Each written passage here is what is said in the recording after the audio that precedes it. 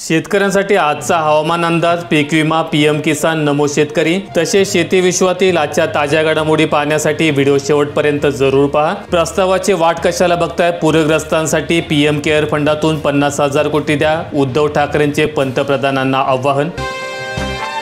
मराठवाड्यात पुन्हा कोसळदार, हिंगोली जिल्ह्यात 30 पैकी 19 मंडळांमध्ये अतिवृष्टी, परभणी जिल्ह्यात 20 मंडळात अतिवृष्टीची नोंद, तर बीड जिल्ह्यात केज तालुक्यातील मांजरा नदीला पूर, लातूर जिल्ह्यात शिरूर अंतळपार तालुक्यामध्ये महापूर। कर्जमाफीवर योग्य वेळी निर्णय घेणार अजित पवार यांचं वक्तव्य, विरोधकांकडून ओला दुष्काळ जाहीर करण्यासंदर्भात शेतकरी कर्जमाफीची मागणी केली जाते आणि या पार्श्वभूमीवर कर्जमाफीवर योग्य वेळी निर्णय घेऊ अशा मोजक्या शब्दात उपमुख्यमंत्री अजित पवार यांनी भाष्य केलंय। एका दिवसाचे वेतन पूरग्रस्तांसाठी, मुख्यमंत्री सहायता निधीसाठी प्राध्यापकांचा मदतीचा हात।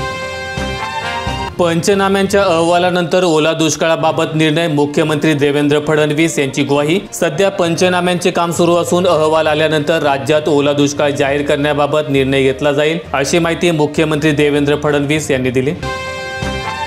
आता त्या दिवशी वाटणार धनादेश, नव्या बदलाची अंमलबजावणी 4 ऑक्टोबरपासून 2 दिवसांची प्रतीक्षा संपणार।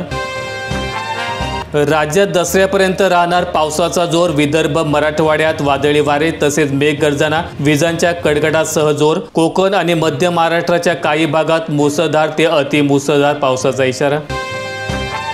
परभणी जिल्ह्यात पुन्हा ढगफुटी आणि अतिवृष्टीचा कहर, पुरांनी अनेक गावांना वेढले, रेस्क्यू ऑपरेशनद्वारे अनेकांची प्रशासनाकडून सुटका, पूर्णा, पालम, गंगाखेड आणि सोनपेठ तालुक्यातील अनेक गावे संपर्काबाहेर।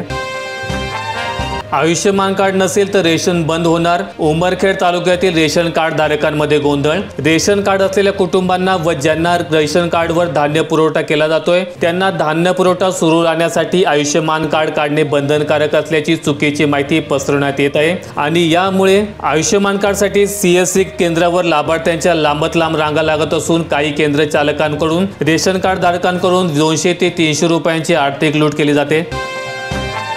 नागपूर जिल्ह्यात 29,971 हेक्टरवरील सोयाबीन गेले वाया, पाऊस, येलो मोझॅक रोगाने नष्ट, तर 19,964 हेक्टरमधील संत्री आणि मोसंबीला देखील फटका।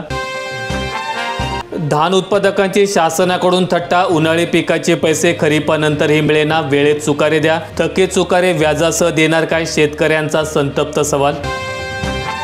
सरकारला कर्जमाफीसाठी अजून कशी परिस्थिती हवी, मराठवाड्यावरील अघोरी पाऊस, विदर्भात देखील शिरलाय, शेतकरी संपला, मराठवाड्यावरील शेतकऱ्यांचे संकट, पावसाने पिके उद्ध्वस्त, सरकारकडून कर्जमाफीची प्रतीक्षा, मात्र समिती अभ्यास करत आहे।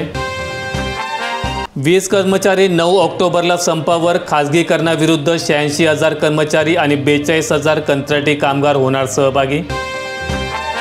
बच्चू कडूंसह 137 शेतकऱ्यांवर गुन्हे दाखल, रास्ता रोको आंदोलन, शेतकऱ्यांमध्ये प्रशासनाविषयी तीव्र नाराजी। ओल्या दुष्काळासह शेतकऱ्यांच्या ज्वलंत प्रश्नांकडे सरकार कानाडोळा करत असल्याच्या निषेधार्थ माजी राज्यमंत्री बच्चू कडू यांच्या नेतृत्वाखाली वरोरा तालुक्यातील खांबाडा येथे चंद्रपूर नागपूर महामार्गावर रास्ता रोको आंदोलन करण्यात आले। हिंगोलीत पावसाचा हाहाकार, कयाधू नदीला पूर, गावात पाणी शिरले, शाळा आणि महाविद्यालयांना सुट्टी, पुलावरून पाणी वाहत असताना प्रवास करू नये, प्रशासनाचं नागरिकांना आवाहन।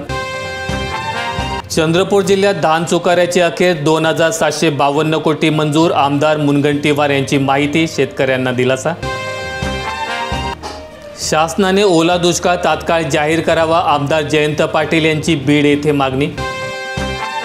नाशिक जिल्ह्यात बिबट्याच्या शोधात वन खाते घामाघूम, 18 पिंजरे, 15 कॅमेरे तसेच 2 ड्रोनसह 90 कर्मचारी मोहिमेवर।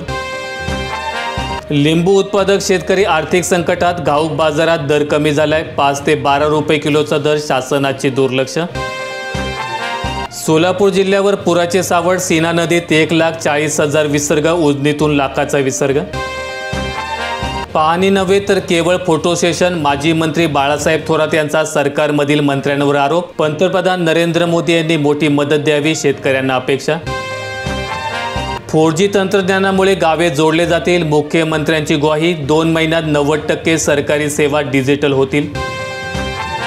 शेतकऱ्यांना वाऱ्यावर सोडणार नाही, एकनाथ शिंदे यांचं आश्वासन, नवी मुंबईत महायुतीचा भगवा फडकणारच। बीड जिल्ह्यात पुन्हा पावसाचा रुद्रावतार, रात्रीपासून मुसळधार, जनजीवन विस्कळीत, पिके आणि घरे उद्ध्वस्त, पूल रस्ते वाहून गेलेत। शेतकऱ्यांना सरसकट कर्जमाफी द्या, उद्धव ठाकरे यांची सरकारला विनंती। पंजाबप्रमाणेच प्रति हेक्टर 50,000 रुपयांची मदत द्या। उद्धव ठाकरे यांनी निधी कुठून आणायचा याचे ज्ञान देण्याचा प्रयत्न करू नये, फडणवीस यांचा ठाकरेंना इशारा। नांदेड जिल्ह्यातील भोकर तालुक्यात केवळ 31 कोटी 78 लाखांचे अनुदान, पावसाचे थैमान, शासनाने शेतकऱ्यांच्या तोंडाला पाणी पुसले असल्याची भावना। 37,406 हेक्टर जमिनीवरील खरीपांची पिके पूर्णपणे नष्ट झालीत।